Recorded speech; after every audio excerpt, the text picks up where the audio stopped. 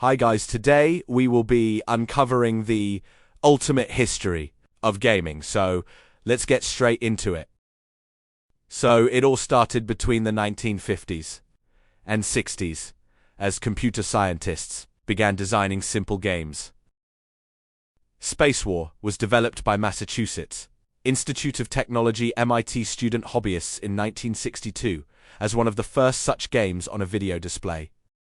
After its initial creation, Spacewar was expanded further by other students and employees of universities in the area, including Dan Edwards and Peter Sampson. It was also spread to many of the few dozen installations of the PDP-1 computer, making Spacewar the first known video game to be played at multiple computer installations. By the mid-1970s, low-cost programmable microprocessors replaced the discrete transistor logic circuitry of early hardware, and the first ROM cartridge-based home consoles arrived, including the Atari Video Computer System. However, the 1983 video game crash in the United States was characterized by a flood of too many games, often of poor or cloned qualities, and the sector saw competition from inexpensive personal computers and new types of games being developed for them. The crash prompted Japan's video game industry to take leadership of the market, which had only suffered minor impacts from the crash. Nintendo released its Nintendo Entertainment System in the United States in 1985, helping to rebound the failing video game sector. The latter part of the 1980s and early 1990s included video games driven by improvements and standardization in personal computers and the console war competition between Nintendo and Sega as they fought for market share in the United States.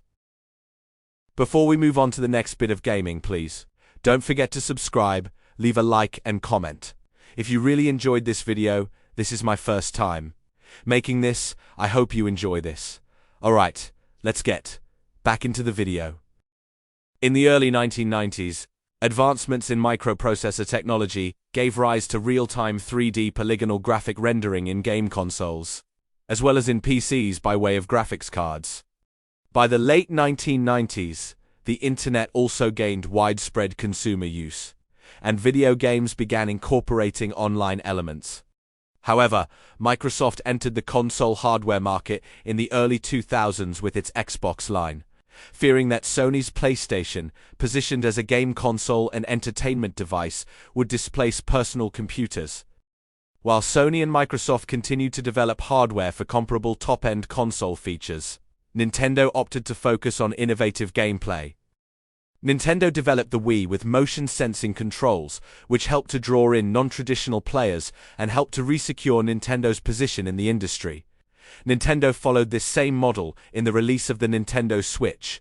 From the 2000s and into the 2010s, the industry has seen a shift of demographics as mobile gaming on smartphones and tablets displaced handheld consoles, and casual gaming became an increasingly larger sector of the market, as well as a growth in the number of players from China and other areas not traditionally tied to the industry. To take advantage of these shifts, traditional revenue models were supplanted with ongoing revenue stream models such as free-to-play, freemium, and subscription-based games. As AAA video game production became more costly and risk-averse, opportunities for more experimental and innovative independent game development grew over the 2000s and 2010s. Aided by the popularity of mobile and casual gaming and the ease of digital distribution, hardware and software technology continues to drive improvement in video games, with support for high-definition video at high frame rates and for virtual and augmented reality-based games. Thank you guys for watching this video. Please leave a like and comment and maybe even subscribe if you really enjoyed this video.